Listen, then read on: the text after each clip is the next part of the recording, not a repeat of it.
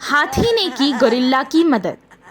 एक दिन एक गोरिल्ला सीढ़ियों पर बैठकर मजे से केले खा रहा था। दूर से एक डायनासोर उसे देख रहा था। उसने गोरिल्ला के घर को देखा और हंसने लगा और उसे तोड़ दिया। गोरिल्ला ने जब ये देखा तो वो गुस्से से केले के छिलके को फेंक दिया। वो छिलके पर पैर रखकर गिर गया। डायनासोर वहां से चला गया। गोरिल्ला उदास होकर अपने घर के पास आया। वो टूटे घर को देखकर रोने लगा। तभी उसे एक शक्तिशाली हाथी याद आया। तभी वो हाथी के पास चला गया और उसे डायनासोर के बारे में बताने लगा।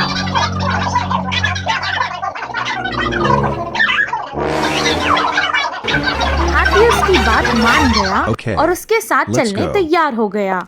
गोरिल्ला जब पलटा तो पत्थर से टकराकर गिर गया और उसे गुस्से से लात मार दी और चलने लगा।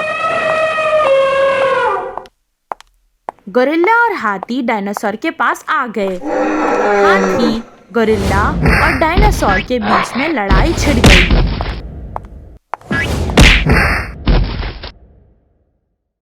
डायनासोर ने उन दोनों को हरा दिया और दूर फेंक दिया। दूर से एक बहुत बड़ा डायनासोर ये सब कुछ देख रहा था।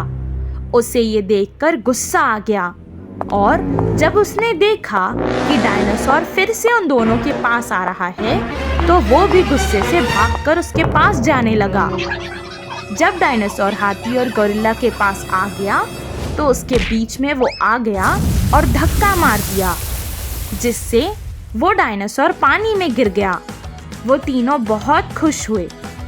इस कहानी से हमें ये शिक्षा मिलती है कि अच्छे लोगों के साथ हमेशा अच्छा ही होता है। गोरिल्ला ने की सफाई।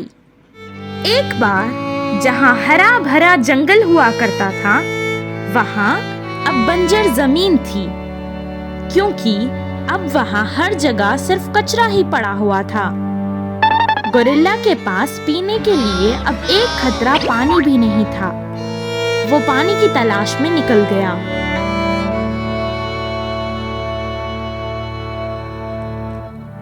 तभी रास्ते में उसे अपने पैर के नीचे कुछ महसूस हुआ। जब उसने देखा तो वहां एक खाली डब्बा पड़ा हुआ था। जब उसने यहाँ वहां देखा तो उसे एक डस्टबिन दिखाई दी। उसने उस डब्बे को लात मारी और डस्टबिन में फेंक दिया। तभी वहां अचानक एक बड़ा सा हरा भरा पेड़ प्रकट हो गया। उसे ये बात कुछ समझ नहीं आई तो उसने डब्बा वापस डस्टबिन से निकाला। तभी पेड़ फिर से छोटा होकर गायब हो गया। वो सारा कचरा लात मारकर डस्टबिन में फेंकने लगा। तभी अचानक उसका पैर एक पत्थर से लगा और वो दर्द से तड़पने लगा। जब उसे आसपास देखा तो उसने एक क्रिकेट का बैट देखा। उसने बैट लिया और सारा कचरा बैट से मारकर डस्टबिन में फेंकने लगा। तभी डस्टबिन में से एक भेड़िया बाहर आया। वो कचरा उस पर गिरने के कारण उठ गया था। गोरिल्ला ने उससे मदद मांगी तो वो भी मान गया। गोरिल्ला ने अब एक क्रेन लाई और उसकी मदद से सारा कचरा उसमें उठाने लगा और एक ट्रक में उसने सारा कचरा डाल दिया। भेड़िया उस ट्रक को चला रहा था। वो दोनों साथ मिलकर सारा जंगल साफ करने लगे और बहुत सारे पेड़ उगने लगे।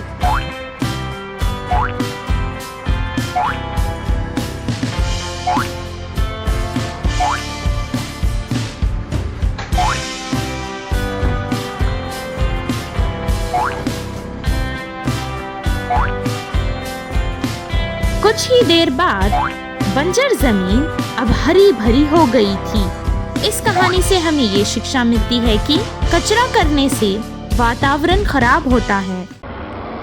गॉडजिला और किंग कॉन्ग की लड़ाई।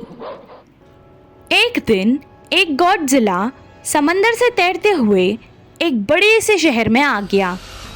वो अपनी ताकत दिखाकर सब कुछ बर्बाद कर देना चाहता था। जब वो चल रहा था तो बड़ी से बड़ी गाड़ी भी चिपक जा रही थी। वो जब लात मारता तो बड़ी से बड़ी बिल्डिंग भी टूट जाती थी।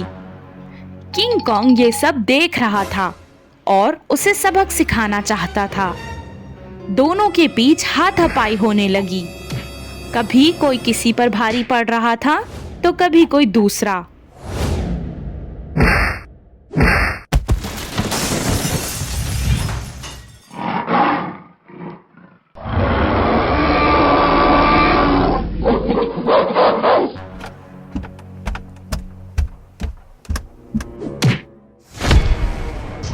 जब गॉडजिला अपने मुंह से भाप फेंक रहा था तो किंग कॉन्ग बड़ी मुश्किल से अपने आप को बचा रहा था।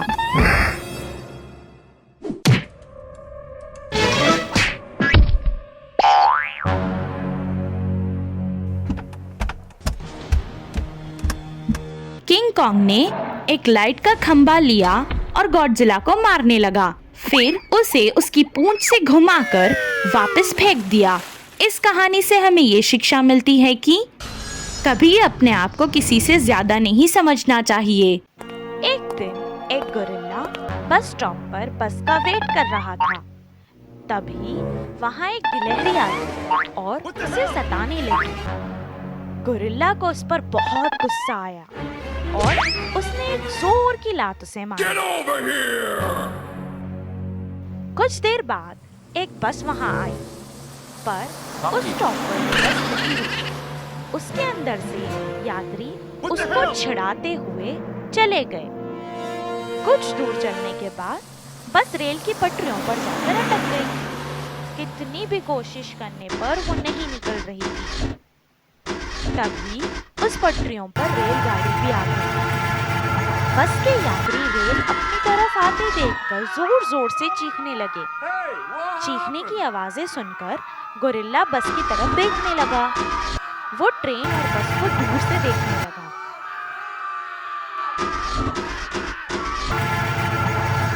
उसने अपनी ताकत को बढ़ाने के लिए एक्सरसाइज की और बस की ओर भागने लगा।